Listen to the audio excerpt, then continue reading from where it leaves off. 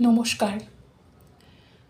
কবি সুবোধ সরকারের বেলুর কবিতাটি আবৃত্তি করছি আমি, শম্পা গাঙ্গুলি ঘোষ।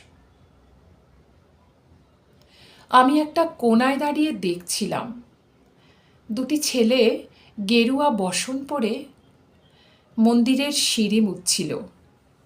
এত মন দিয়ে আমি কাউকে সিঁড়ি মুছতে দেখিনি। এত ভালোবাসা দিয়ে আমি কাউকে ধুলো তুলতে দেখিনি। সিঁড়ি নয়, যেন জননীর ত্বক থেকে ধুলো তুলছিল। এভাবে কেউ সিঁড়ি থেকে ধুলো তুলতে পারে আমি কোথাও দেখিনি। স্থিতপ্রজ্ঞ মহারাজকে জিজ্ঞাসা করলাম, এই ছেলে দুটি কে? মহারাজ মৃদু হেসে বললেন, একজন নিউক্লিয়ার ফিজিসিস্ট আর একজন IBM-এর 6 লাখ টাকার চাকরি ছেড়ে এখানে এসেছে। সিঁড়ি ধুতে এসেছে। যে সিঁড়ি দিয়ে মানুষ ওপরে ওঠে তা যেন পরিষ্কার হয়।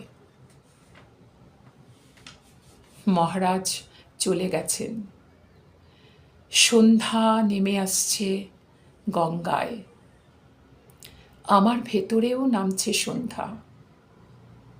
সারা পৃথিবীতে এত সিঁড়ি, সিঁড়িতে সিঁড়িতে এত দাগ, এত ক্রোধ, এত অপমান।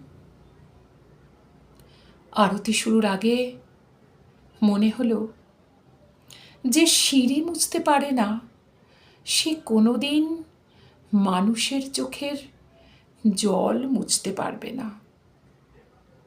ধন্যবাদ।